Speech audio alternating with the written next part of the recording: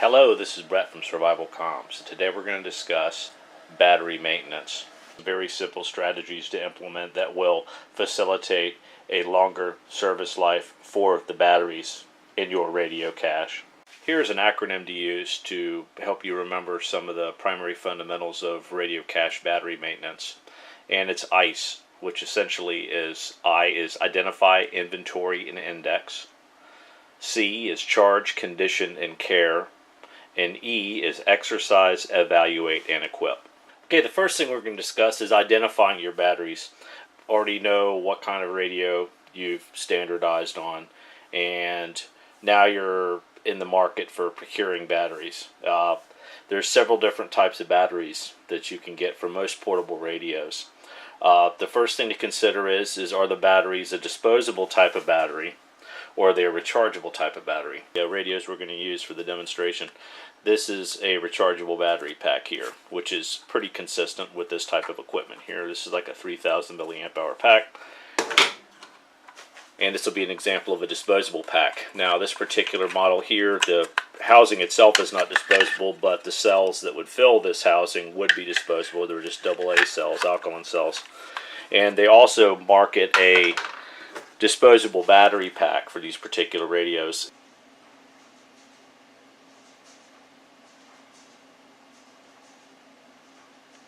Now, in rechargeable batteries, the three most common chemistries that we're going to discuss are going to be nickel-cadmium or NiCad batteries, nickel metal hydride or NiMH, and lithium-ion batteries.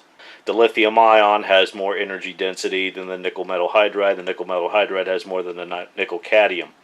Also, if you're using anything besides a NiCad battery, you need to have a multi-chemistry charger to support that. Again, what's important in knowing your battery chemistry is in charger selection. If you have a legacy charger or an older radio cache that has all NiCad batteries and you do not have a multi-chemistry charger, you want to stick with NiCad batteries. You don't want to try to use some of these later technology chemistries in a NiCad only charger. So that's a very important consideration of capacity. Most battery packs are rated milliamp hours. Now, for example, a 3,000 milliamp hour pack should theoretically be able to provide you with 3 amps of current draw over the period of an hour. And like I said, your mileage may vary. And what we're doing is we are trying to maintain capacity of the battery over time to prolong its service life. Now we're going to discuss inventory. Ideally, you want to have 2 battery packs per radio. So if you have 6 radios in your cache, you want to have 12 batteries to support those 6 radios, which would give you enough batteries for 2 operational periods under ideal conditions. And ideally, your charger capacity is equal to the radios fielded. We want our inventory to be uniform, or as uniform as possible, and that is in regards to the manufacturer of the batteries, the capacity of the battery packs, and the chemistry of our battery types. And what this does is this minimizes surprises in our battery cache. And you want to index your batteries, which I number the batteries. As you can see, this one's number 12, which is a unique index identifier. And when this battery is eliminated, the battery that replaces it will be assigned the same index number. And you can see right here that I also have the recorded capacity that I measured during a conditioning cycle on the back of the battery pack to give you just an idea of the measured battery's capacity. And also you should make a logbook and keep that with your radio cache, which you keep track of the dates you procured and placed the batteries in service, the dates you conditioned the batteries, so that way if you've got a conditioning cycle or a process for actually maintaining your batteries, you can record all that stuff in there. This brings us to C, charge. I charge my battery packs quarterly, and those are the ones that I don't use every day. And what I will do is I will take those batteries out, I'll charge the entire cache at once, and I'll discharge them till they turn green, and I'll take those batteries and return them to storage. That way, the batteries are going to self-discharge over time. So what's going to happen is their capacity is going to be diminished, but the batteries are always somewhat ready to go right out of the box, keeping them in a much better state of charge than I would be if I just did a charge annually or biannually. And after completing this charge cycle, I'll record the date that I performed that service in a logbook. You do not want to leave batteries uncharged 24/7. If you think about it, what happens is it's like a person. You have a person that sits in a recliner all day and eats gummy bears 24/7, 365. And then when you decide to pull that person out of the chair and have them run a marathon, they're incapable of doing so because they have no exercise. They've just constantly been fed and in a relaxed state at all times. Always recharge depleted batteries before storage. When you use your battery packs and they get depleted, before you put them away for storage, make sure that they're in a full state of charge. It's a good idea to condition your batteries annually. But essentially, if you didn't have a commercial conditioner, annually, fully discharge and fully recharge your batteries, each battery 3 times. So that's a full discharge, full recharge, full discharge, full recharge, full discharge, full recharge. And do that once a year. And what that's doing is that's actually allowing the battery some form of exercise to maintain its condition. Now, if you're well-heeled, you can buy a commercial conditioner. And these are just some of the ones that are available, are the ones from Motorola, Cadex, or Advanced Tech.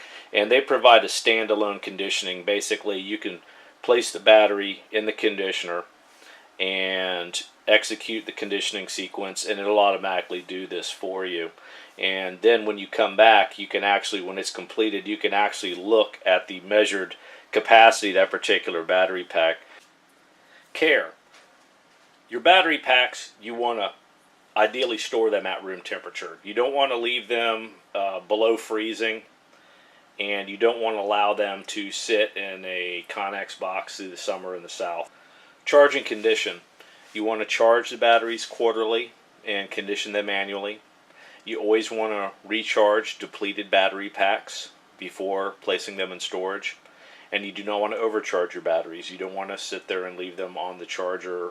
And you want to use the proper charger for battery chemistry. When you're using your batteries, you want to rotate the batteries. You don't want to have half of your battery cache gets used continuously and the other half doesn't ever get used. Because what that's going to do is that's going to cause you to have uneven capacity. This brings us to E, and the first under E is exercise. And you should train with your equipment.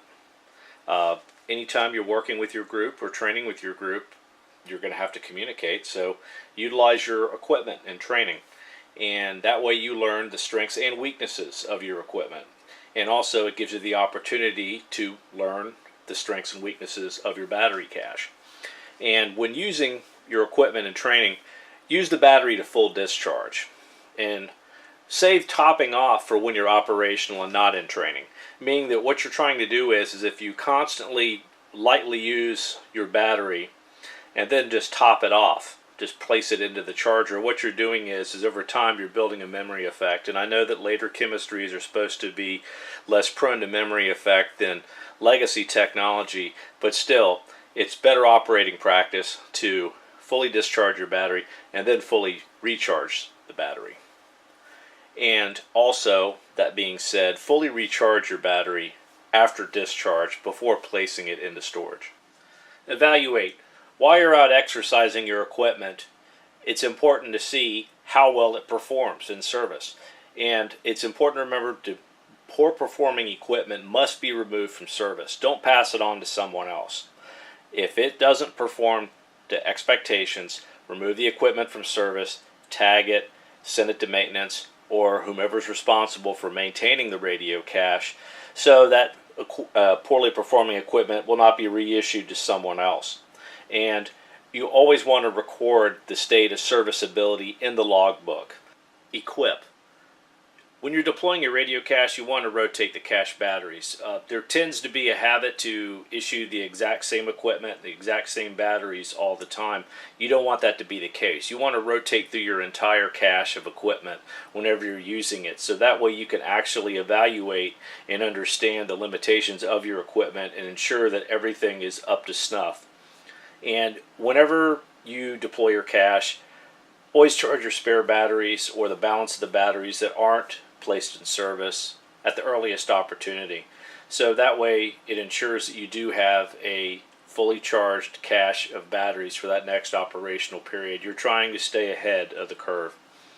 And when you're testing new equipment, specifically if you're changing vendors or something like that, whenever you're testing that kind of equipment before making a procurement decision, go ahead and rotate it amongst other people that are going to be utilizing this equipment and get their feedback. You know, they may have no feedback to offer whatsoever, like, yeah, it works just like the other one. Well, that's better than, yeah, this thing doesn't last or there's a problem. I hope this helps. This is Brett from SurvivalComms. Till next time.